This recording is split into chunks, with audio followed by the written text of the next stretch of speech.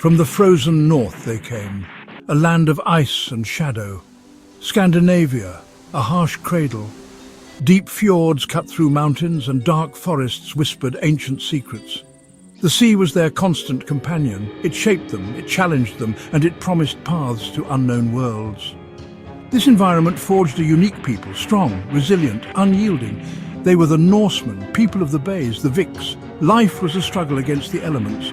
Winters were long, biting and dark. Summers were brief, a fleeting green promise. They learned to endure. They learned to fight for survival. Their society was built on honor and on the strength of the warrior. Loyalty to kin, to chieftain was paramount. Their gods were powerful and demanding. The longship, a marvel of engineering, sleek, fast, able to cross oceans, shallow enough to raid far inland. For centuries they were farmers. They tilled the stubborn northern soil, they fished the cold, bountiful seas, and they traded amber, fur and slaves. Life was contained, predictable, hard. Small communities dotted the coastlines.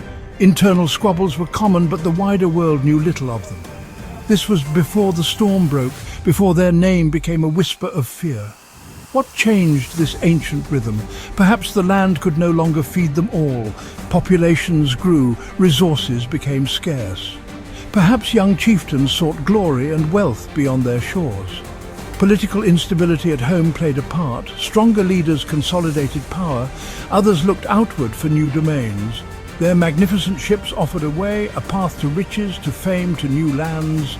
The year is 793 AD, a date etched in fire and blood.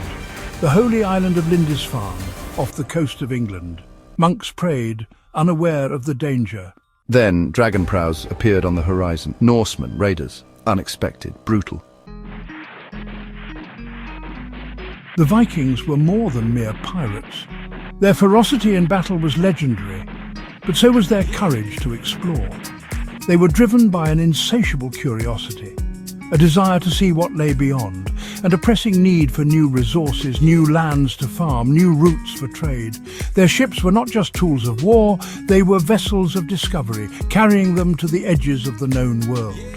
Westward they sailed into the vast Atlantic, guided by sun, stars and intuition. They discovered Iceland, a land of fire and ice, volcanoes and glaciers, uninhabited, wild. They settled it, built new lives there. From Iceland, Eric the Red, exiled, pushed further. He found Greenland, a harsh, icy expanse. He named it cleverly to attract settlers. Small colonies clung to its fringes, testaments to Norse resilience. But our voyages did not end there. Legends spoke of lands further west. Around the year 1000 AD, I sailed from Greenland seeking these shores. I found a new continent, Vinland, a land of grapes, timber, and mild winters, North America. Section 4, The Twilight of the Thunder Gods, The Waning of an Era. No age lasts forever, even one of iron and fire. The Viking Age, so explosive in its arrival, began to wane after 3 centuries. The roar from the north softened. The dragon ships sailed less frequently for plunder. Several factors contributed to this decline. The world around them was changing, and so were the Norsemen themselves. The old ways slowly gave ground. A new chapter was being written. Europe began to organize, to strengthen. Kings and kingdoms grew more powerful. They built better defenses, fortified towns, standing armies became more common, raiding became a riskier business. The easy targets of the early years vanished. Norsemen still fought, still traded, still settled. But the dynamic was shifting. They were no longer the unchallenged terror. They faced more formidable opposition. A new faith swept across Scandinavia, Christianity, with its message of peace and its powerful organized church.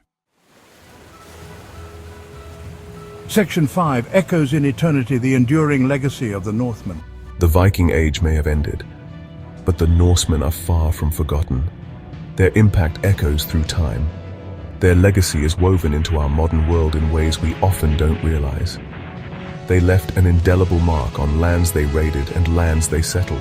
Their story continues to fascinate, a saga of brutality and brilliance, a testament to human ambition. Consider the words we speak.